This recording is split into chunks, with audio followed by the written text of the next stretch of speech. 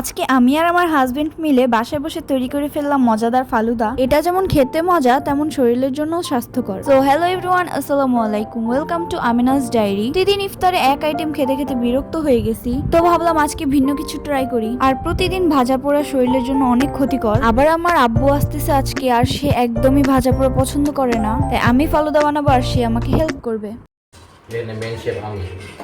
আইডিয়াটা কিন্তু আমি দিছি, আর আমি এই অল্প কিছুটা জানতাম, তো দেখা যাক। তো ফালুদা বানানোর জন্য সবার আগে আমি দুধটা চুলায় বসায় দিছি জাল করার জন্য। কিছুক্ষণ পর দেখলাম এর মধ্যে সরও ছেড়ে দিছে। আর এইদিকে ঘরে যা যা ফল ছিল সবকিছু আমি নিয়ে আসছি। এখানে আমি নিছি আনার, আঙ্গুর, খেজুর, কমলা, তরমুজ, কলা, আপেল আর কিশমিশ। আপনারা চাইলে আরো অনেক ফল অ্যাড করতে পারেন, এগুলো দিয়েই বানাবো।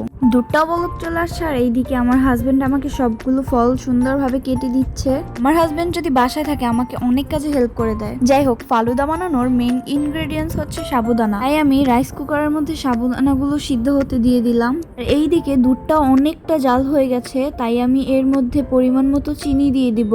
এখানে আপনারা আপনাদের মতো চিনি অ্যাড করবেন, কিন্তু মাথায় রাখতে হবে ফলগুলো মিষ্টি হয়।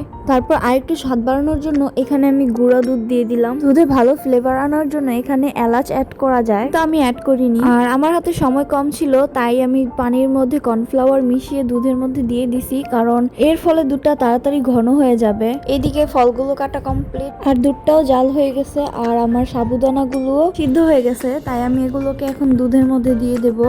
সাবুদানার পরিমাণটা বেশি হলে এটা খেতে অনেক বেশি ভালো লাগে, কিন্তু আমার সাবুদানার পরিমাণে দুধটা অনেক বেশি হয়ে গেছে, তার জন্য একটু পাতলাই লাগতেছে। কিন্তু এখন এর মধ্যে আমি এক এক করে সবগুলো ফল দিয়ে দেব, এতে করে হয়তো একটু ঘন হয়ে যাবে।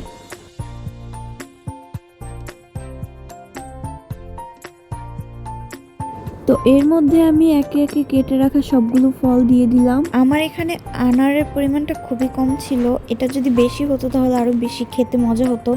যাই হোক, আমার ফালুদা বানানো একদম কমপ্লিট হয়ে গিয়েছে। এখন আমি ভালোভাবে এটার সাথে ফলগুলো মিশিয়ে নেব। আর ফালুদা সবসময় ঠান্ডা ঠান্ডাই খেতে মজা লাগে, তার জন্য আমি এটাকে ফ্রিজে রেখে দিলাম। ফালুদা বানানোর রেসিপিটা একদমই সহজ, আর এটা খেতেও অনেক বেশি মজা। আজকের ইফতারে আমি কোনো ভাজা পোড়ার আইটেম রাখি নাই। আজকের ইফতারের আইটেমে রেখেছিলাম চিড়া, আর সাথে এই ডেলিশিয়াস ফালুদা তো থাকছেই। খুবই সহজেই এই হেলদি ফালুদা আপনারা তৈরি করে ফেলতে পারেন বাসায়। এটা বানানো যেমন সহজ, খেতে তো অনেক মজা, আর সারাদিন রোজা রেখে এটা শরীরের জন্য অনেক হেল্পফুল। আর এই তো আমার বাবা এখানে ফালুদা খাচ্ছিল, তার কাছে নাকি অনেক ভালো লাগছে। তো যাই হোক, আজকের ভিডিওটা থাকছে এই পর্যন্তই। দেখা হবে নতুন কোনো ভিডিওতে। ততক্ষণ পর্যন্ত সুস্থ থাকবেন, ভালো থাকবেন। আল্লাহ হাফেজ।